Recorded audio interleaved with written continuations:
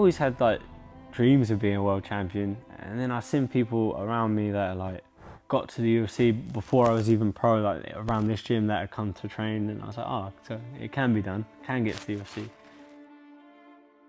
18, I had my pro debut, and pretty much before then that's the goal, I wanted to be world champion. That's it, I'm going to be world champion, I'm chasing the dream. So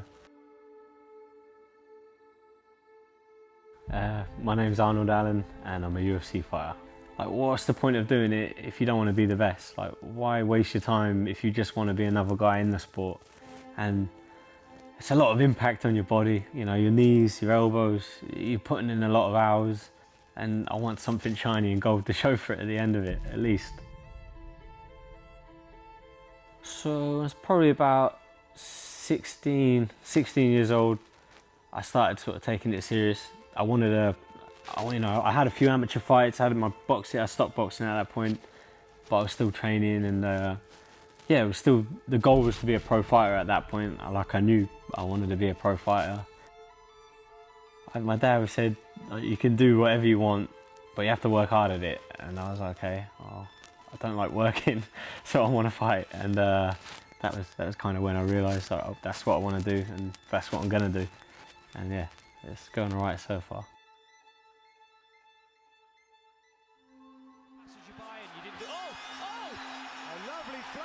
I just said, if there's any pull-outs, I'll take it. If anyone pulls out my weight, I'll take it. And I've written it down in my little sort of my dream list thing. Like, this is going to be when I make my debut and all that. And my plan was, if it doesn't work out and I'm not in the UFC by 21, I'm gonna get a job and get a normal job and put MMA as like a hobby. But fortunately, they signed me when I was 21. I wrote it down, I was going to win my debut when I'm 21, get a finishing bonus, and yeah, that was it, and I did both, yeah. I think the most people I fought in front of was about 1,000 people maybe. I fought in some bigger shows, but nothing compared. And then, yeah, week's notice, they called me, oh, we've got this guy, there's been a pull-out. I was like, yep, let's take it. And the week just sort of flew by, really. It's almost like it didn't happen. But we come out, I fought in Germany against a guy fighting from Germany.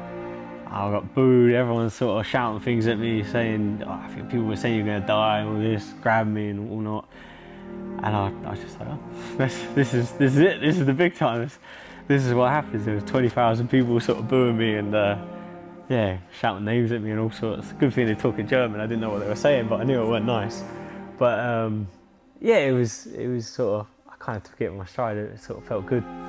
It was nice to have that many people there watching a fight, even if they wanted to see me lose. So yeah, and it worked out.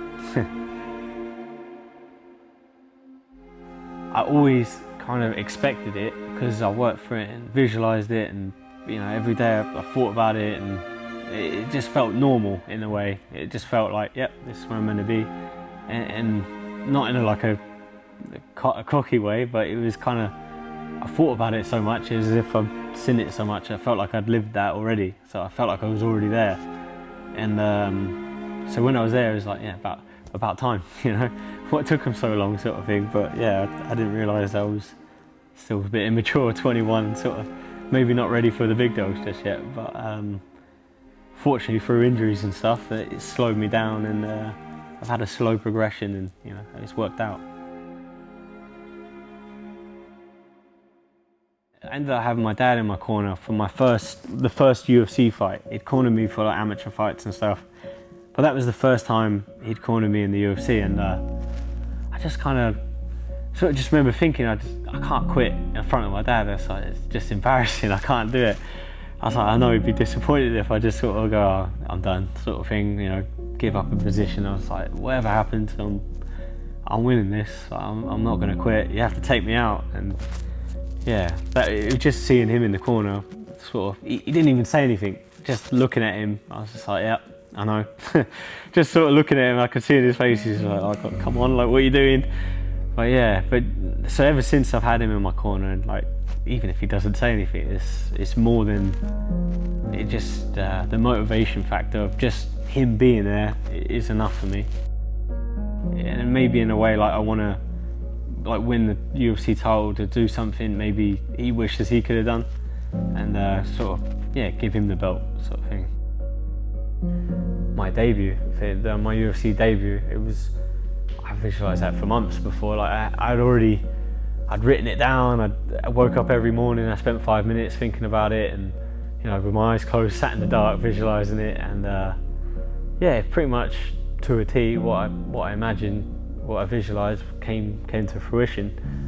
And since then, that was kind of the biggest thing that had happened, that I visualised and sort of made happen with my mind, I guess. Or maybe it was more actually getting up and training and doing it and putting the work in, but I'm sure that helps too.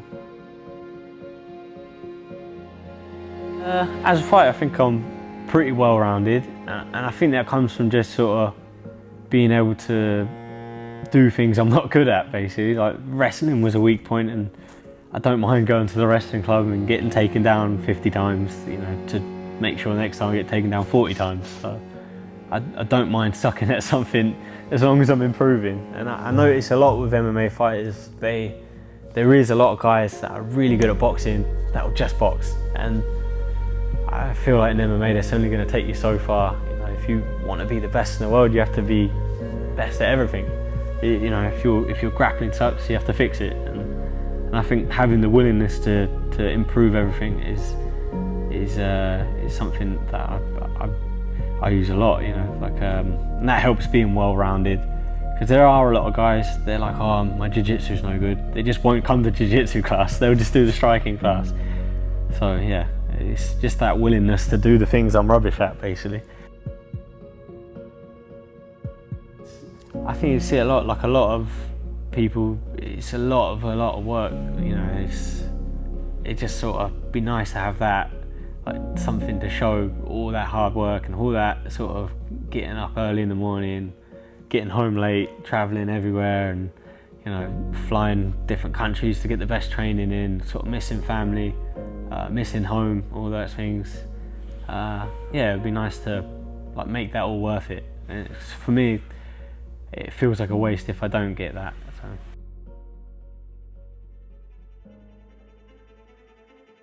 I never really I always sort of downplay everything I do, really, but I suppose when I think about it, it has been a lot of hard work, to get here. In the start of it, I was working down the docks, loading containers, funny enough, and my boxing coach used to get us in early in the morning. Fortunately, the boxers were in at 4 AM, so he'd call us, oh, we've got sparring at 4:30 if you want it. I'm like, yeah, okay. We'd come spar in the morning and then drive 45 minutes back, do a day loading containers, and then come back in the evening to do grappling. It's just days like that all the time, and it's hard graft. It's just hard work even then, and a lot of hours traveling, sitting on the train, sleeping in train stations because I missed the last train home.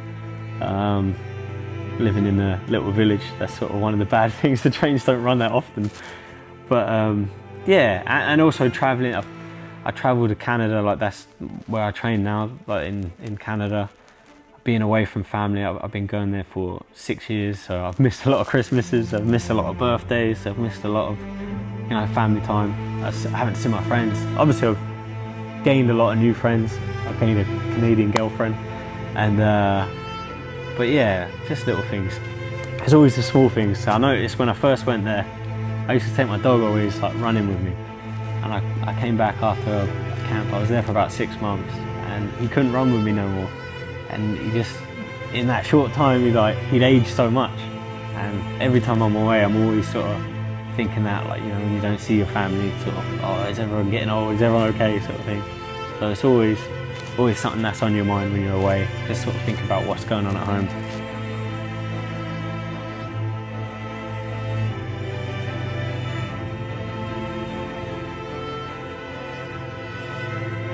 I'm 8-0 in the UFC now. I'm currently ranked number 6, and I think I have the second longest win streak in the division. I think the champion has a longer one, I think. I just need a couple more wins over top competition. If I get them fights with guys ranked above me, I could beat couple more of them, then I don't see why not. Like, why I wouldn't be in a title fight if I win the next two, and especially if I win them in exciting fashion. I don't see no reason why not. And I think featherweight in the UFC is probably one of the most stacked divisions. You got Alexander Volkanovski, who's the champion, and he's beat Max Holloway twice. And a lot of people regard Max Holloway as the champion. Max Holloway is a big hurdle to get to, and he's not even the champion. So it's the stacked division, but you get wins over guys like that, like you can't deny it. My name's Arnold Allen, and I'm a UFC fighter.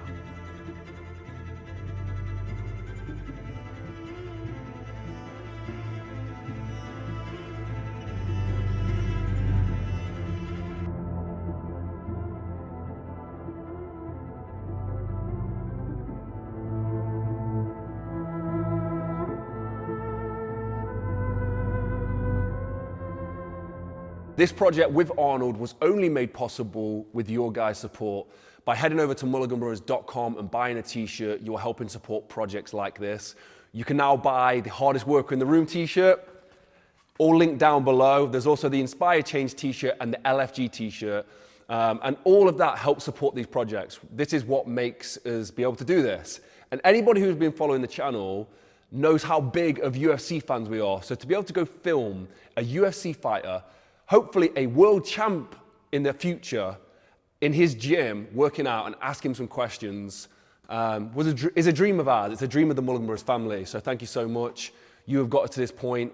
We feel the love and the appreciation, and yeah, we can't thank you guys enough. And another thing, this just came through. I mentioned it in the last video. The Mulligan Brothers interview 100K plaque just came through. Thank you to YouTube. Thank you to you guys who subscribed.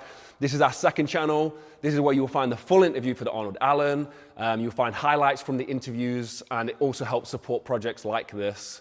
So guys, thank you very much. This has only been made possible by you guys who help support us. We can get our film crew all around the world to film these documentaries, to film these interviews and projects. And thank you. That's it. That's all I've got to say. Thank you so much. If you want to see more behind the scenes, head over to my Instagram, @JordanMulliganBrother, to see what I get up to on a day-to-day basis, to see who I'm interviewing, to see who we're interviewing next, and to see the projects as they happen and unfold. Have a blessed and productive day, and I'll see you in the next one. Peace.